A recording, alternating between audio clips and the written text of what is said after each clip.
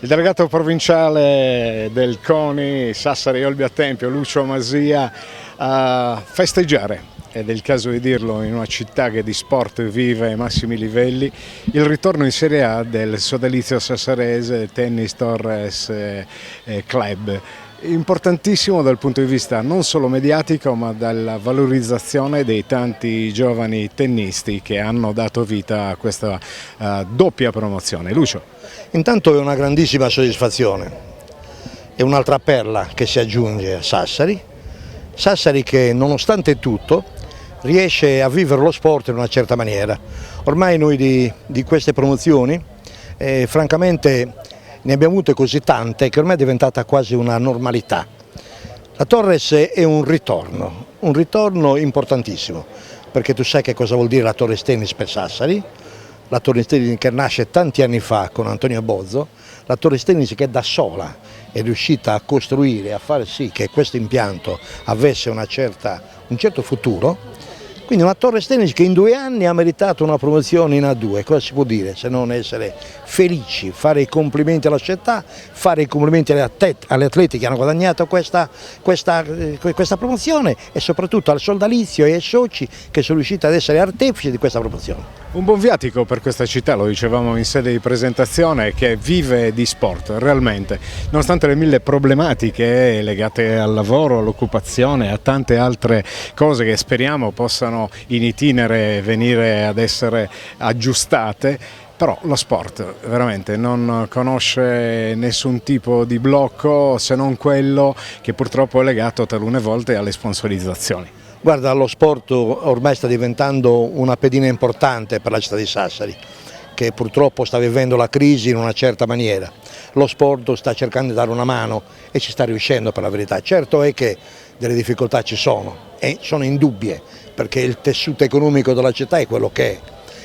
Più le società che guadagnano, che meritano le promozioni diventano importanti e più si hanno delle difficoltà a recepire quelle che sono la parte, il supporto economico per tutte. Però lo spazio si sta creando, se si sta andando avanti evidentemente ancora c'è la possibilità e il futuro è dalla parte degli sportivi che hanno trovato nelle squadre, nelle società un veicolo utile per rilanciare l'economia nella provincia di Sassari a Sassari. Ultimissima domanda e te la faccio in veste proprio di collega a collega. Tu rappresenti il CONI, il massimo organismo nazionale.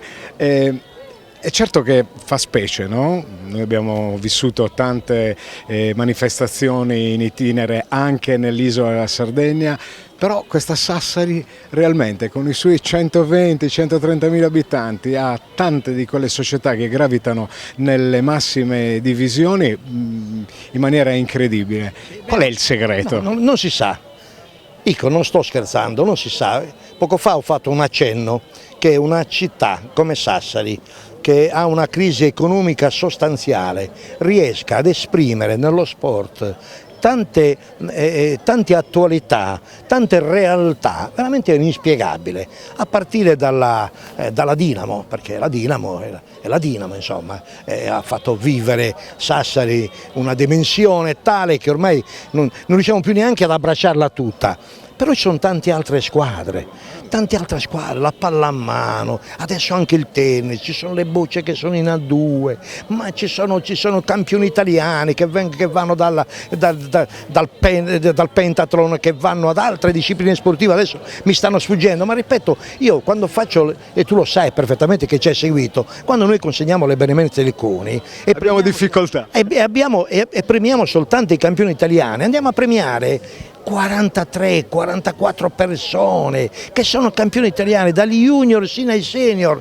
Guarda, ti dico veramente, Sassari è un'isola felice per quanto riguarda lo sport, purtroppo non lo può dire per quanto riguarda gli impianti. Noi ci auguriamo che ormai con queste possibilità, con queste squadre che si presentano, anche gli impianti abbiano a risolvere alcuni problemi che indubbiamente ci sono. Grazie Lucio Masia.